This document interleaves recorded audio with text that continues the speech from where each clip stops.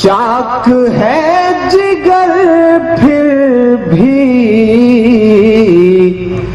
आए हैं रफू करके। मुझे लगे कि हाँ, मैंने जो मेहनत की है वहां बैठ करके वो जाया नहीं हुई है। पीछे जो लोग खड़े हैं, कुछ कुर्सियां जो खाली हैं, भगवान ने अगर खड़े रहने के लिए पैर दिया है तो बैठने के लिए भी कुछ दिया है। अगर हो सके तो उसे किसी कुर्सी या धरातल पर टिका दें तो आपको आसानी होगी। ज्यादा देर खड़े रहने से पांव दुखने लगता है। मैं पढ़ता हूँ, ये बहुत गंगा जमुनी तहजीब, फैज भाई की मोहब्बतें, तनवीर साहब, आनंद कुमार जी रात के इतने बजे तक यहाँ बैठे हुए हैं। बहुत बधाई देता हूँ। बिहार में आके मुझे ये खास बात लगी, वरना उत्तर प्रदेश में तो प्रशासनिक अधिकारी हो या राजनेता हो, आते हैं, दीप जलाते हैं और चले जाते हैं। आप यहाँ बैठे हैं, मैं आपको बहुत मुबारकबाद दूंगा।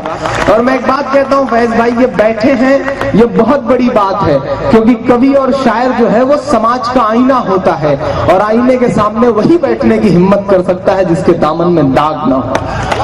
अगर आप बैठे हैं तो शायद आप साफ सुथरे हैं। और किसी प्रशासनिक अधिकारी को सब परिवार, माँ बाप के साथ यहाँ बैठा देख करके मुझे और भी खुशी हो रही है। बहुत मुबारकबाद आपको। मैं पढ़ता हूँ उस खूबसूरत से माहौल को, इलाहाबाद जैसी पवित्र सरजमीन से आया हूँ। मैं 4 मिसरे पढ़ता हूँ। एक इल्जाम पिछले 62-63 सालों से कि हम मोहब्बत की बातें नहीं करते, हम अमन की बातें नहीं करते। सुनील भाई 4 पंक्तियां पढ़ता हूँ बड़ी मन की। कि चाक है जिगर फिर भी आए हैं रफू करके, जाएंगे हकीकत से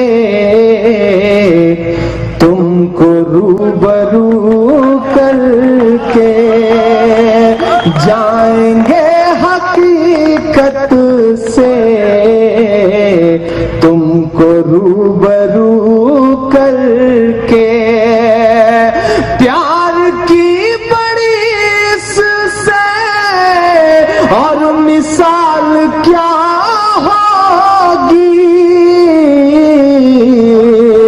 हम नमाज पढ़ते हैं गंगा में वजू करके, हम नमाज पढ़ते हैं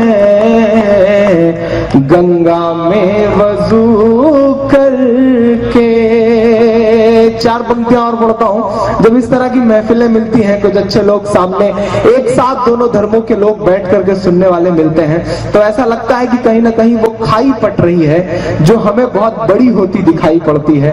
ये मीडिया का प्रोपेगेंडा है, ये इलेक्ट्रॉनिक मीडिया हो, प्रिंट मीडिया हो, जिसने इस देश में कहीं ना कहीं पिछले 10 सालों में बहुत सारी ऐसी तस्वीरें जोड़ के दिखा दी। टेररिज्म हो, कहीं भी दहशतगर्दी हो, तो एक खास तरीके का चेहरा उन्हें दिख जाता है किसी मुसलमान का।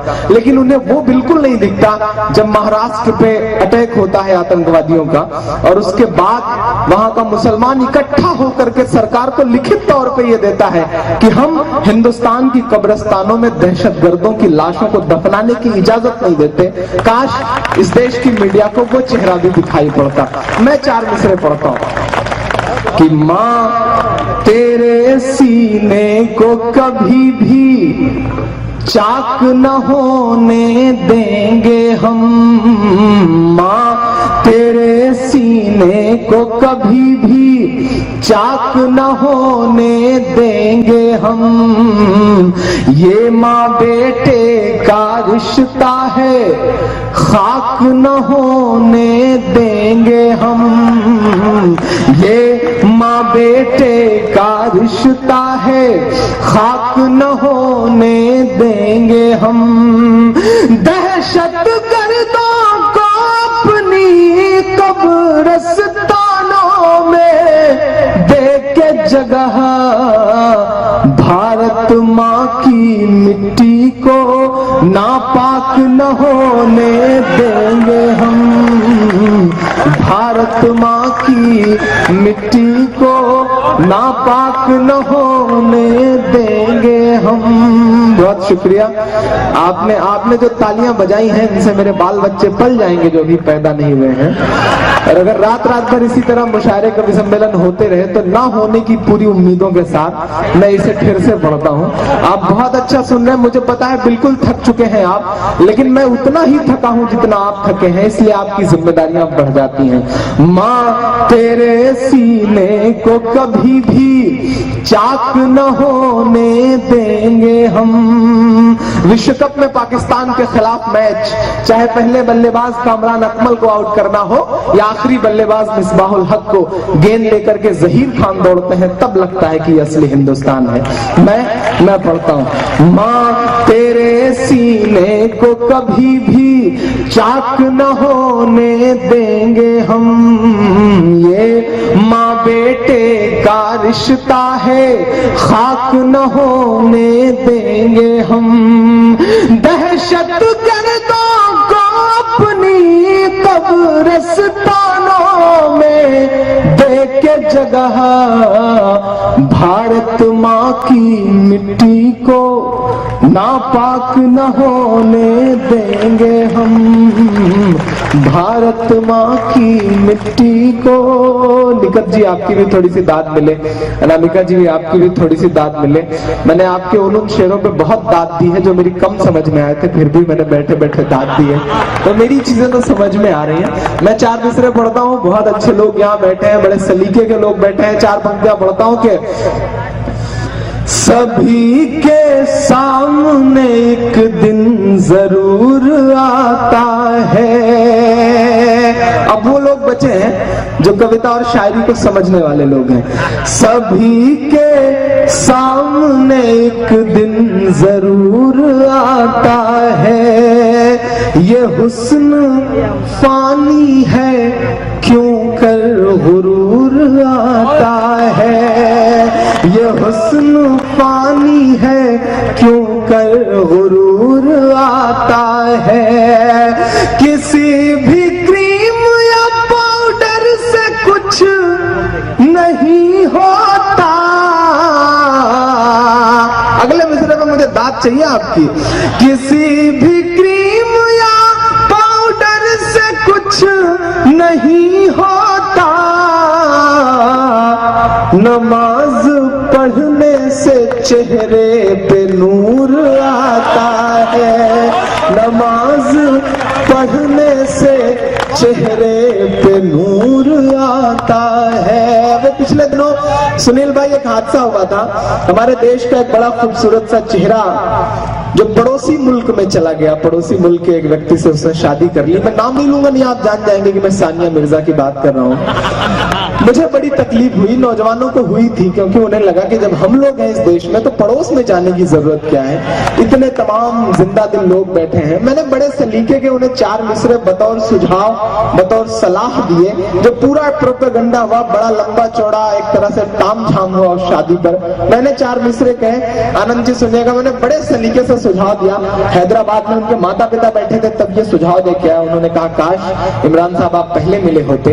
मैं पढ़ता हूँ, सुनेगा कि कुछ ऐसा प्यार तुम हिंदुस्तान से करती। सानिया से कह रहा हूं, एक असली आपको लगेगा कि हाँ इसमें भी राष्ट्रभक्ति की 4 पंक्तियां हैं। कुछ ऐसा प्यार तुम हिंदुस्तान से करती, कोई ना रोकता शादी भी शान से करती, कोई ना रोकता शादी भी शान से करती। शोएब जैसे पड़ोसी का हाथ क्यों थामा। आपके जज्बात मेरे जज्बात से टकराएं तो आपकी दुआएं मिलनी चाहिए। शोएब जैसे पड़ोसी का हाथ क्यों थामा, जो शादी करनी थी यूसुफ पठान से करती, जो शादी करनी थी यूसुफ पठान से करती। सुनील भाई, एक जगह मैंने ये शेर पढ़ा, ठाकरे वाले, हाँ मैं पढ़ता हूँ। एक जगह मैंने ये शेर पढ़ा तो संचालक महोदय ने कहा, इमरान भाई यहाँ तो ये लाइन भी लग सकती थी, जो शादी करनी थी हमारे इमरान से करती। तो मैंने कहा बॉस, मन तो मेरा भी हुआ था। मैंने अपनी अम्मी से पूछा भी कि अम्मी अगर आप कहें तो। उस समय फिर अम्मी ने जो उनका जवाब था वो 4 मिसरे बन गए। बड़े सलीके के 4 मिसरे वो पढ़ता हूं। मेरी माँ ने क्या कहा कि अगर वो ऐसी है तो हूबहू पसंद नहीं। माँ कह रही है अगर वो ऐसी है तो हूबहू पसंद नहीं, बहुत ज्यादा उबलता लहू पसंद नहीं, बहुत ज्यादा उबलता लहू पसंद नहीं। बड़े ही प्यार से ये मेरी माँ ने मुझसे कहा। एक भारतीय माँ शायद यही कह सकती है, बड़े ही प्यार से ये मेरी माँ ने मुझसे कहा, बिना दुपट्टे की मुझको बहू पसंद नहीं, बिना दुपट्टे की मुझको बहू पसंद नहीं। ये तो फैज भाई मैं सोच रहा था कि मतलब देखूं थोड़ा बहुत जोश बचा है, कुछ इनसे निकल सकता है, दाद वाद निकल सकती है कि नहीं। आज संचालक बना के बिठा दिया आपने। पिछले दिनों फैज भाई जैसे इंसान की लाशों पर चढ़कर सुल्तान खरीदे जाते हैं। बहुत अच्छा है, वाह। तावीज खरीदा जाता है, जुज़दान खरीदे जाते हैं। लगती है भजन की बोली भी वरदान खरीदे जाते हैं। इतना ही नहीं, इस दुनिया में भगवान खरीदे जाते हैं। रंगीन चमकती आंखों का हर वहमो गुमा है मतलब का, ये सारा जहां है मतलब का, ये सारा जहां है मतलब का। बहुत अच्छा है, वाह वाह वाह वाह। स्टेज पर मेरे मोहतरम, बड़े ही मोहतरम जाने माने शायर मेरे उस्ताद मोहतरम राहत इंदौरी साहब, नदीम नैयर साहब मौजूद है। इतनी बड़ी बड़ी हस्तियां, मैं एक मामूली से अदना शायरा मैं आपके सामने हाजिर कर रही हूँ जी। जब हमारा दहर से नामो निशा मिट जाएगा, जब हमारा दहर से नामो निशा मिट जाएगा, ये ज़मीं मिट जाएगी, वो आसमां मिट जाएगा, ये ज़मीं मिट जाएगी, वो आसमां मिट जाएगा। देखिए बन, तुम अगर यूं ही तासुब को हवा देते रहे, तुम अगर यूं ही तासुब को हवा देते रहे, दोस्ती के नाम पर हमको दगा देते रहे, बेगुनाहों को अगर यूं ही सजा देते रहे, जालिमों को तुम खिताबे पारसा देते रहे, परचमे जुल्मों से तुम यूं ही अगर लहराएगा, परचमे जुल्मों से तुम यूं ही अगर लहराएगा, देखते ही देखते ये गुलसिता मिट जाएगा, देखते ही देखते ये गुलसिता मिट जाएगा। और लीजिए, मैं अब एक मुकम्मल गज़ल आपके सामने मैं मतलब हाजिर कर रही हूँ। जवान लड़की शराफत के अगर पर्दे में रहती है, जवान लड़की शराफत के अगर पर्दे में रहती है, जवान लड़की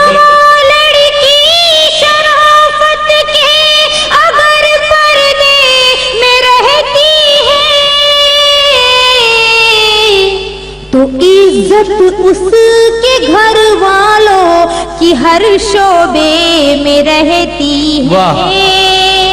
तो वाह, वाह, वाह। इज्जत उसके भाई, क्या घर कहना है नूरी? वाह, वालों वाह। की हर शोबे में रहती है। और शेर पर तवज्जो चाहूंगी।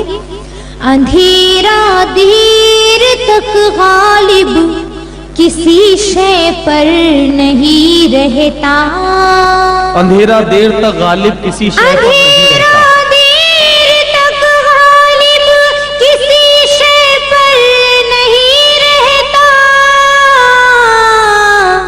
चमक बनकर बिखर जाने की धुन जर्रे में वाह। रहती है। बहुत अच्छा है। चमक वाह, वाह, वाह। बनकर बिखर जाने की धुन जर्रे में रहती है। जिसे तुम ढूंढते हो शहर की रंगीन गलियों में। जिसे तुम ढूंढते हो शहर की जिसे रंगीन तुम गलियों में। ढूंढते हो शहर की रंगीन गलियों में। शराफत की वो देवी आज भी कस्बे में रहती वाह। है। वाह, वाह, वाह। शराफत की वो देवी आज भी कस्बे में रहती है। और देखिए शेर। जो कश्ती पर न हो लिखा हुआ नामे रसूल अल्लाह। जो कश्ती पर न हो लिखा हुआ नामे रसूल अल्लाह। वो कश्ती हर घड़ी तूफान के नरगे में वाह। रहती है। वो कश्ती हर घड़ी तूफान के नरगे में रहती है। घड़ी तूफान के नरगे में रहती है। और मक्ता हाजिर कर रही हूँ। बताओ।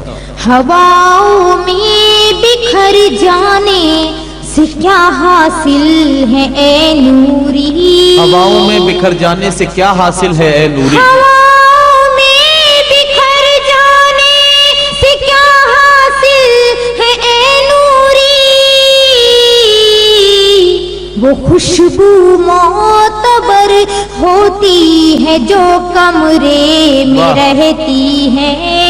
वाह वाह वाह। वो खुशबू भाई, क्या कहना है? वाह। मोतबर होती है जो कमरे में वाह। रहती है। मैं जैसा कि आप सभी जानते हैं कि इराक में जो भी कुछ हुआ था, जो हालात हुए थे वहाँ के, उससे हम बखूबी वाकिफ है। मैं अहले इराक से खिताब अपनी एक नज्म आपके सामने रखना चाहूंगी।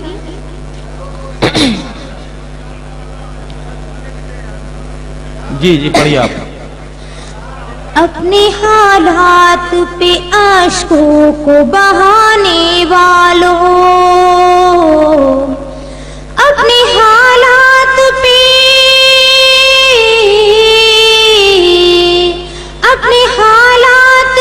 आशिकों को बहाने वालों।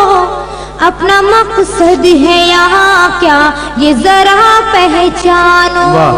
अपना मकसद है यहाँ क्या ये जरा पहचानो। मैं बंद हाजिर कर रही हूँ। वक्त जालिम का बदस्तूर है आने वाला। और बादल है यहाँ जुल्म का छाने वाला। हर सितमगर है हमारी ही लहू का प्यासा। हर नया वक्त का हाकिम है सितम का शैदा। अपना अंदाज तुम्हें फिर से बदलना होगा। दुश्मने दीन को पैरों से कुचलना होगा। दिल में कुरान की सूरत को सजाना होगा। राहे जुल्मत में चरागों को जलाना होगा। वरना दुनिया से मिटा देंगे ये जालिम तुमको। यानी कुछ ऐसी सजा देंगे ये जालिम तुमको। अपने हालात पे आशिकों को बहाने वालों। और लीजिए अगला बंद। वो जो इंसाफ की हर शम्मा जलाने आए वो जो मजलूम को सीने से लगाने आए, वो जो इस्लाम से हमदर्दी जताने आए, वो जो इंसान को इंसान बनाने आए, वो तो आए हैं यहाँ तेल की दौलत के लिए, वो तो आए हैं यहाँ गंदी सियासत के लिए। उनका मकसद है कि आपस में लड़ो तुम हर पल, उनका मकसद है कि शोलों पे चलो तुम हर पल। उनसे उम्मीद वफाओं की न रखना, सुन लो ये है सब जहर, इन्हें कोई न चखना, सुन लो अपने हालात पे आशकों को बहाने वालों। और आपकी जहनों की खुली अदालतों के सामने मैं